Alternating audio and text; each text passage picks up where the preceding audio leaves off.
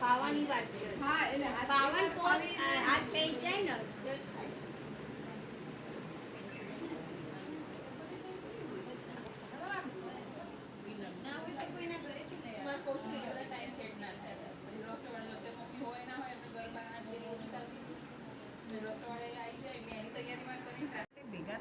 મજા કરવા મેં તમને શું કીધું કે આપણે આના બાને બધા ભેગા થાય બાકી ભેગા કેટલા થતા આમ કોઈ દેખાય નથી પણ કેટલીક પાર્ટી આ સારું છે આ સારા अभी हम लोग आए हैं किशोरी विकास का ओपनिंग है।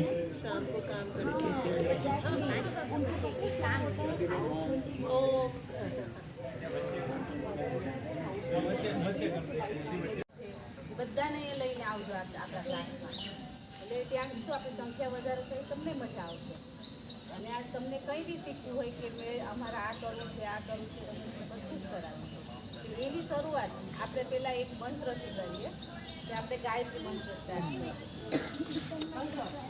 બરાબર છે ને અહીં કરવાનું ડેઈલી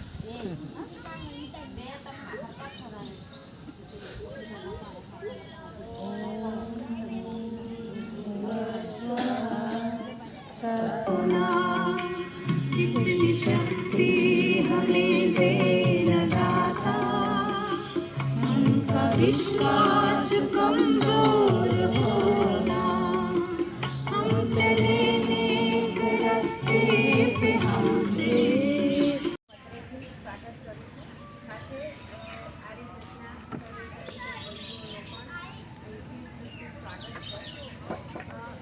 पड़ी છે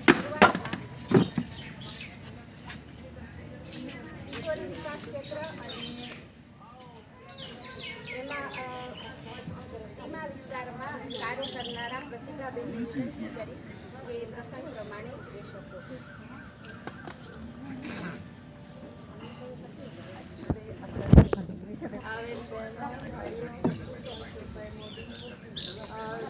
કિશોરી વિકાસ એક એવો વિકાસ છે જેમાં માનસિક શારીરિક અને સામાજિક એ તમારે બધા જ પ્રકારનો તમારો વિકાસ થવાનો છે. 12 થી 18 વર્ષની જે દીકરીઓ હોય છે એ દીકરીઓને કેવું હોય છે કે જે ઉંમર વધે એની સાથે સાથે એની પોતાની કૌશલતા પોતાની અંદરનું જે હોય એનો વિકાસ માટે અંદરથી જ બધા તમારા અંદર શેર આવે શરીરમાં એની અંદરથી તમારી જે પ્રતિભા હોય એ બહાર ધીરે ધીરે આવે અને એના માટે જ આ વર્ગ થવાનો મતલબ જે કિશોરી વિકાસ ચાલુ થવાનો એમાં તમારા બધા જ પ્રકારનો વિકાસ થવાનો છે શારીરિક માનસિક અને સામાજિક એટલે એના માટે દર અઠવાડિયે જે 2 કલાકનું સત્ર હશે એમાં એની અંદર તમને જે પારંગત હશો એ અહીંયા શીખવાડવામાં આવશે એમાંથી તમારી અંદરની જે પ્રતિભા હશે કે જે બહાર આવશે એમાંથી તમે આગળ શીખશો ધીરે ધીરે તમે સ્વાવલંબી થશો અને સ્વાવલંબી થયા પછી તમે ઘરમાં પણ ભોજન મંત્ર છે તમારી માતા પિતા સાથેનો વ્યવહાર ભાઈ બહેન એ બધા સાથેના વ્યવહારમાં ફેરફાર થશે અને અહીંયા તમારે જે તમારી સાથે જે સંચાલિકા બહેન હશે એની સાથે તમારે બધી જ વાતચીત આત્મીયતાથી પોતાની બહેન પોતાની જે તમે જે ગણો એ બધું જ એની સાથે આત્મીયતાથી શેર કરવાનું અને એ આ તમારે અઠવાડિયામાં 2 કલાકનો જે રહેશે વર્ગ માટે બધા ભેગા કરીશું. તમે જો કિશોરીઓ બધી જો અહીંયા આવી જશો તો જ આ કેન્દ્ર ચાલવાનું છે. અમે આવીને કેન્દ્ર ચાલવાના નથી. તમે આવશો તો જ કેન્દ્ર ચાલુ છે. તમારા બધાને ખૂબ ખૂબ સ્વાગત છે આજના આ ઉદ્ઘાટન પ્રસંગે. બરાબર.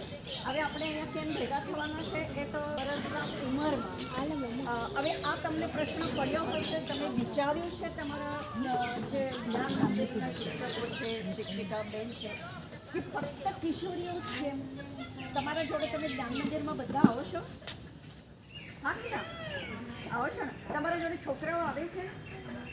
જ્ઞાન મંદિરમાં આવો છો જ્ઞાન મંદિરમાં છોકરાઓ નથી આવતા, બધા આવે છે. આમાં શું કામ છોકરી શનિવાર સુધી એકદમ તમારે